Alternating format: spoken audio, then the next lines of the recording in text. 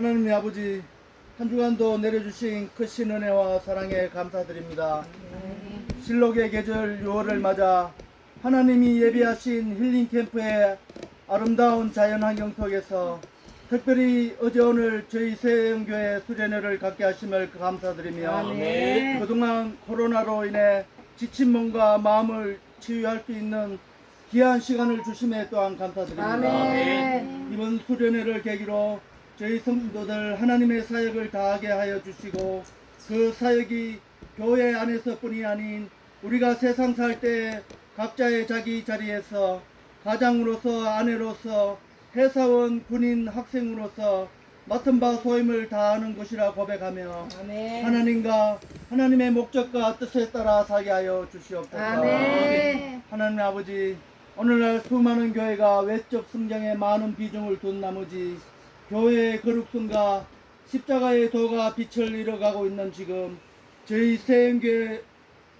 세영교회는 작지만 오로지 하나님의 뜻만 바라보며 중심으로 순종하는 인간의 중심이 아닌 하나님의 중심이 되는 아름다운 교회로 성장하게 하여 주시옵소서. 아멘. 주님의 구원이 사람이 많고 적음에 있지 않고 또 사람들은 외모를 보지만 하나님은 사람의 중심을 보시오니 여기에 모인 저희들이 주님이 찾는 예배자가 되기를 간절히 바라고 원합니다. 아멘. 또한 저희 세영교회 성도들 예수님의 성품을 닮아 사랑과 자비와 겸손함이 마음속 깊이 자리 잡게 하시어 이 사회 어디를 가든지 꼭 없어서는 안 될 사람을 못 될지언정 최소한 있어서는 안 될 사람은 되지 않게 하시옵기를 간절히 바라옵니다. 아멘. 지금 이 시간 목사님 주시는 말씀을 통하여 우리가 이 어려운 시대를 이겨나갈 힘을 얻게 하시고 소망을 갖게 하시고 능력 주실 줄 믿습니다. 아멘. 수련회가 끝나서 집으로 도착하는 시간까지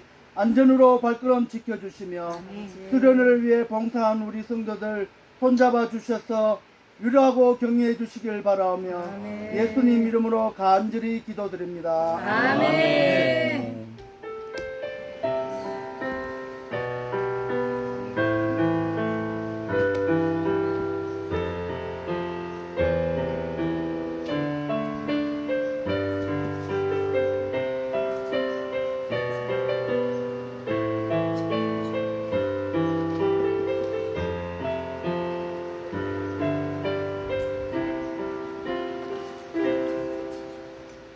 (428장) 찬송 부르겠습니다.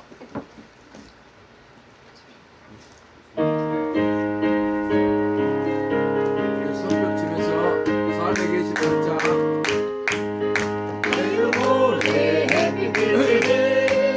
수영광 찬란해 이 세상 어떤 길보다 이 빛도 빛나네 주의 영광 빛난 광채 내게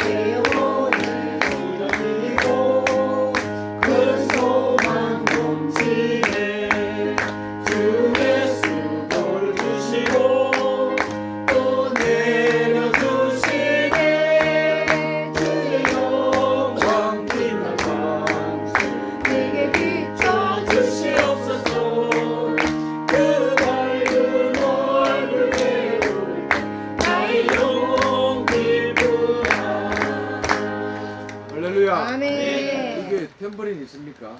탬버린. 탬버린은 없는데 꽹과리는 나중에. 있습니다. 수는 뭐야? 수도 있잖아. 실로폰. 아유, 그렇죠. 예. 나중에 탬버린 준비하시든지 우리가 사오든지. 맞아. 하시고 그죠? 예, 예. 우리 교회 조금 돼. 예, 예. 또 저기 바깥에 놀 때는 탬버린 가지고 놀고 네. 여기 와서도 탬버린 가지고 놀면 네, 좋습니다. 예, 네. 아주 신이 되어날 것 같아요. 그 우리 목사님 아까 그 뭡니까 그 짝대기 두 개. 네. 저 있죠. 그걸로 이렇게 아주 새로운 캐스터를 씁니다. 예, 처음 봤습니다.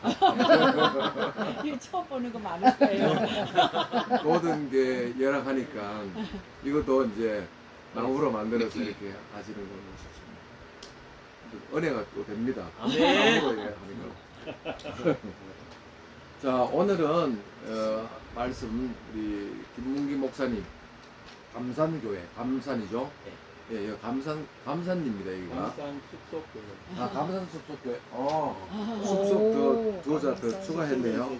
네, 감산 숲속교회. 예, 감산 숲속교회 우리 교회보다 더 큰 것 같아요. 네, 더 큽니다. 안에 실내는. 네. 건물이. 건물이 더 큽니다. 땅만 있으면 이렇게 쓰라도 맞아요. 하니까. 땅만 있으면 이렇게 시작해도 예, 좋네요. 아주 예.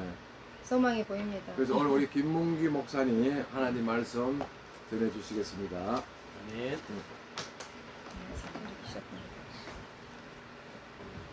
네, 반갑습니다. 할렐루야. 할렐루야. 여러분 이렇게 목사님은 서서 말씀 전하시는 걸 익숙하실 텐데 앉아서 강의실에 있는 것 같으니 좀 답답하죠? 네, 그럼 서서 하겠습니다. 아니, 괜찮아요. 아니, 앉아서 하셔도 아니요, 되는데. 선생님 앉아서 네, 하시면 그래요? 돼요. 편하게 앉아서 하시면 돼요. 제가 불편하면 네, 서서 또 하십시오. 앉도록 하겠습니다. 네. 그러면 오늘 우리 말씀 같이 좀 보러 가겠습니다. 마태복음 17장. 마태복음 17장.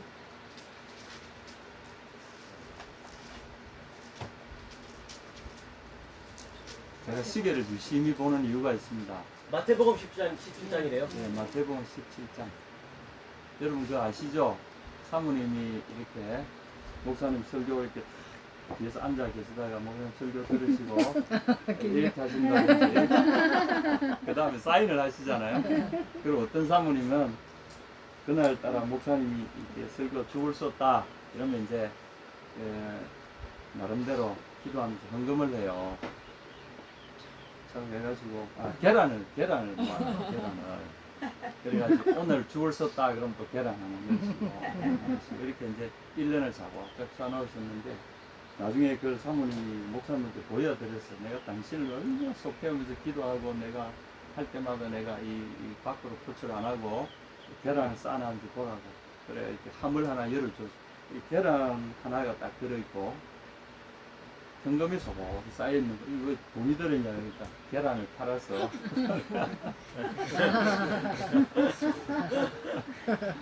그래서 이제 여러분들도 동일한 말씀일 거예요. 오늘 마음일 텐데 오늘 목사님 죽쓰지 않으시도록 기도하셔야 될 의무는 여러분께 있습니다. 아멘. 그래서 오늘 여러분 환영합니다. 아멘. 그러면은 그냥 한번 좀 별난 곳에 와가지고 또 뭐 별난 목사님이 한 말씀 하신 적 있었다 하고 지나갈지 모르지만 어떤 분에게는 저는 이렇게 기도를 드렸어요. 하나님 여러분을 만나 주시도록. 아멘. 아멘. 제가 성경 말씀을 전하지만 제가 듣기를 다 증명해 보이겠습니다. 그러나 성경을 통해서 말씀하시는 이가 계시기 때문에 그분이 여러분에게 말씀하시기를. 아멘. 아멘. 그리고 특별히 우리 젊은 형제들에게 하나님 만나 주시기를. 아멘. 아멘. 굉장히 중요합니다. 그리고 성경은 우리가 함부로 재단할 게 아니기 때문에 말씀을 전하는 사람도 굉장히 사실 두려워요. 말씀의 번역 작업에 참여하는 분들 해서 번역된 성경 뭐 이런 걸 가지고 원래의 의미를 풀어서 설득을 할 수 있도록 이런 말씀의 사역을 맡은 분들은 굉장히 어렵습니다. 두렵고. 그래서 오늘 여러분 저를 위해서 기도하시면서 들으시기 바랍니다. 마태복음 17장 같이 읽겠습니다. 1절부터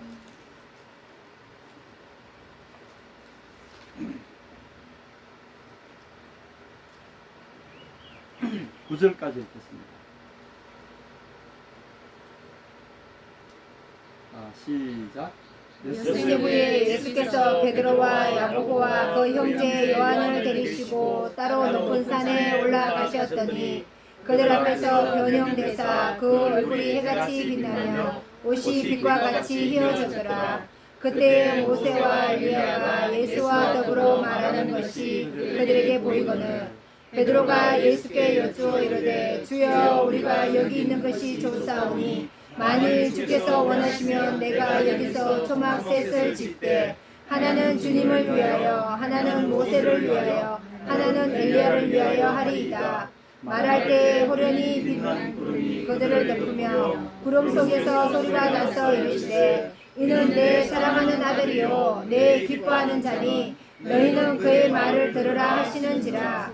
제자들이 듣고 엎드려 심히 두려워하니 예수께서 나와 그들에게 손을 대시며 이르시되 일어나라 두려워하지 말라 하시니 제자들이 눈을 들고 보매 오직 예수 외에 아무도 보이지 아니하더라.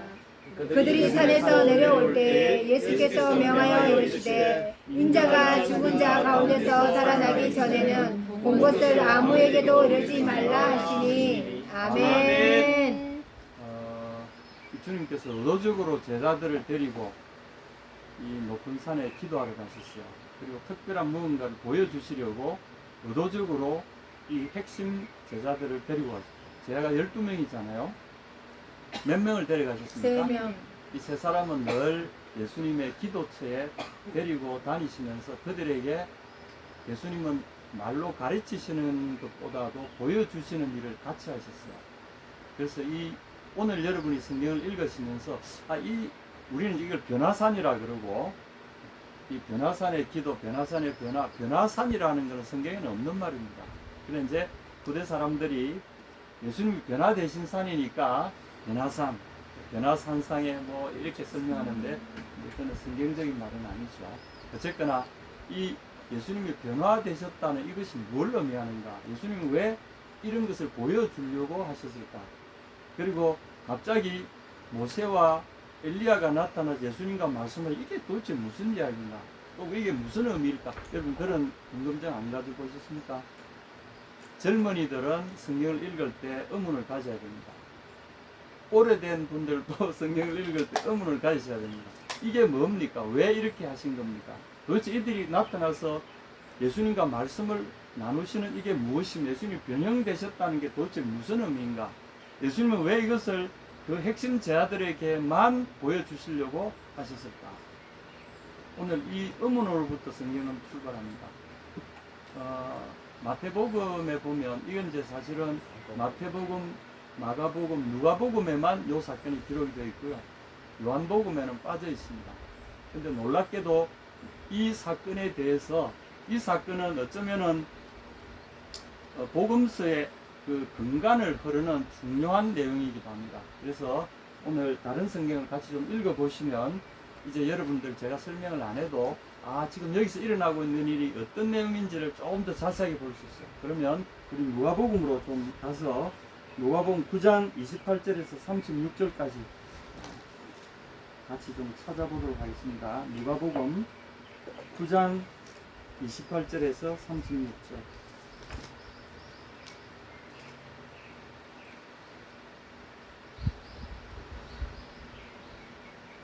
누가복음 9장은 아주 내용이 깁니다. 요 중에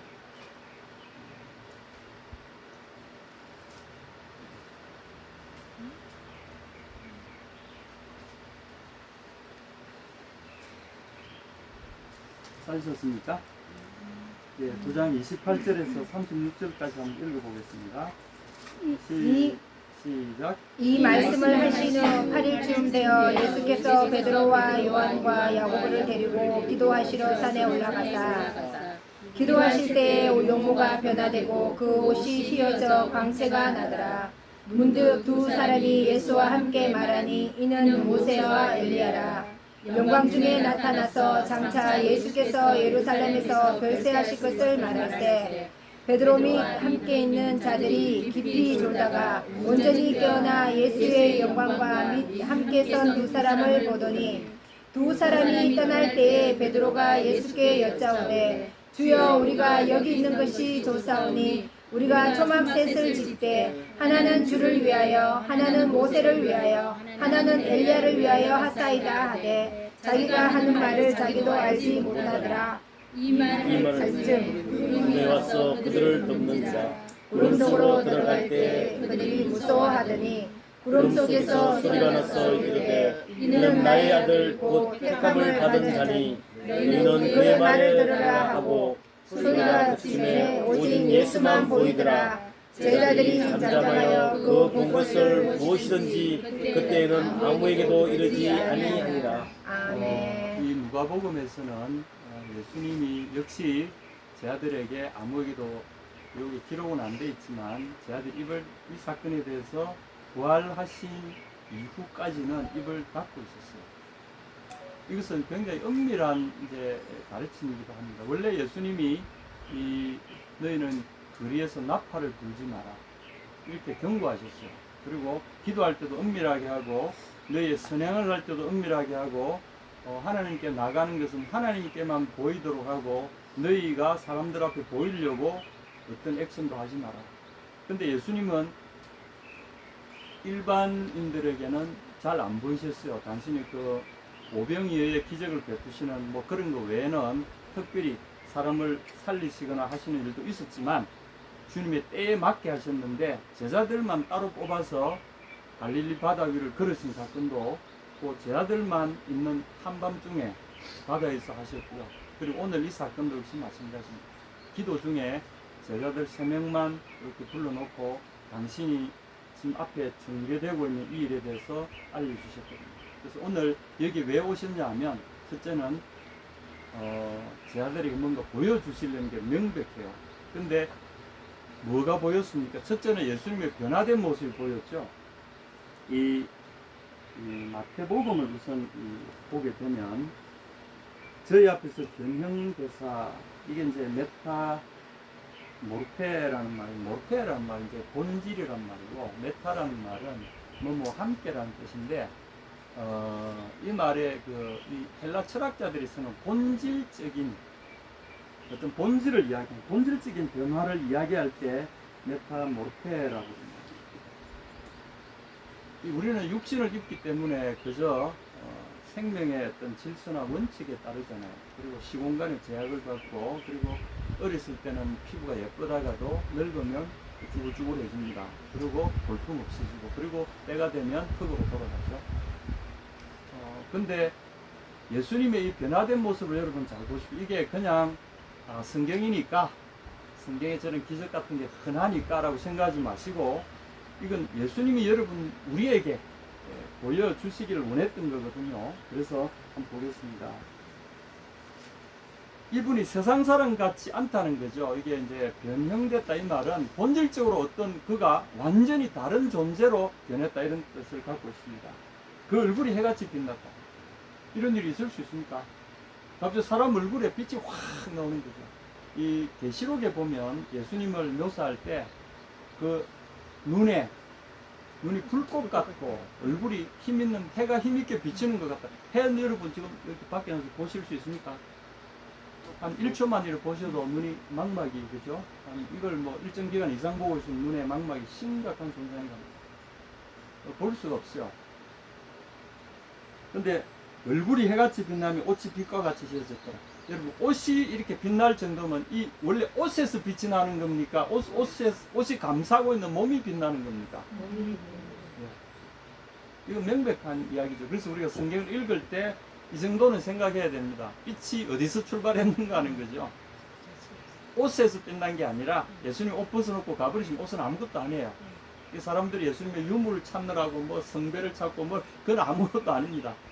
그것을 빛나게 만들어준 옷이 감싸고 있던 예수님의 그 성체가 그래서 얼굴은 아무것도 안 썼으니까 얼굴은 그대로 빛이 돌출됐지만 몸은 옷이 감싸고 있었던 그 빛이 옷을 통해서 발산되는 거죠.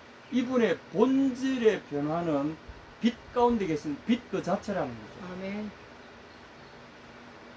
사람이 이룰 수가 없죠. 그죠? 이건 뭘 의미합니까?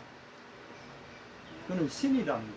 새로운 세계에 존재하는 우리가 상상하지도 못하는 우리가 똑같은 몸을 입고 오셨지만 그분의 저는 이걸 정체라고 이야기하고 싶어요. 너 정체가 뭐냐?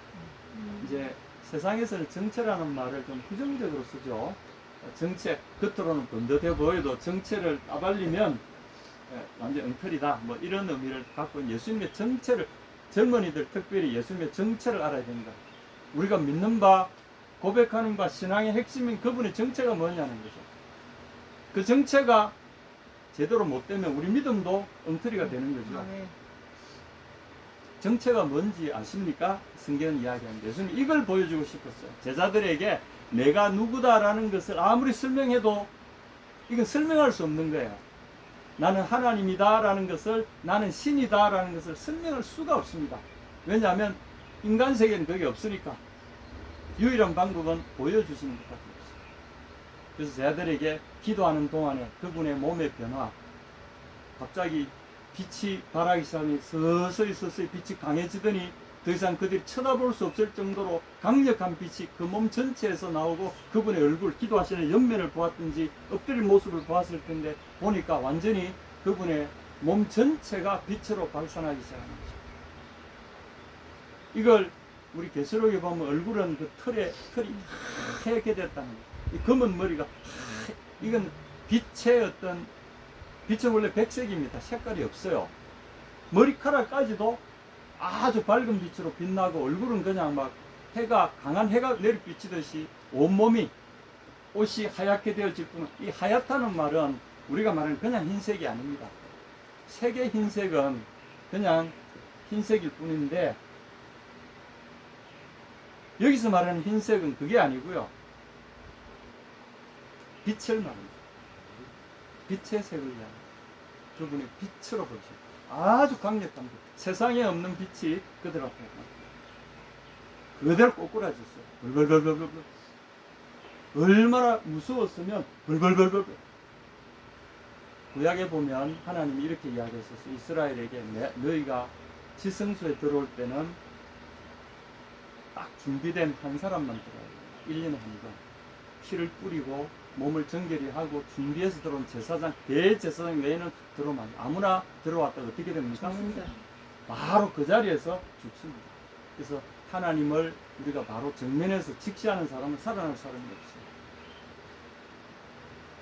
우리 하나님은 빛이시고 빛 가운데 계신 분이시고 아무도 그분을 볼 수 없고 그리고 회전하는 그림자도 없으신 분이다. 예수님이 바로 당신의 정체를 그들 앞에 드러내시는 겁니다. 성경은 이것을 그대로 증언하고 있습니다. 자, 이 놀라운 사건을 경험한 사람이 누굽니까? 모세와 엘리야. 경험한 사람 보면 기록한 사람 그리고 이 사람들의 경험을 전달해 가지고 이 마태, 누가, 마가가 기록했잖아요. 똑같은 사건을 여기에 있던 사람의 그 수종자로 일하던 마가라는 사람도 기록했는데 마가는 베드로의 번역이라 그럽니까? 그 통역관 역할을 했던 사람이고 베드로를 로마 세계, 서방 세계 오래도록 동행하면서 선교를 도왔던 그 사람인데 마가도 똑같은 사건을 기록하고 있습니다. 그리고 마가의 기록이 아마 최초의 기록이 아니었을까. 그래서 이것은 그뿐만 아니라 이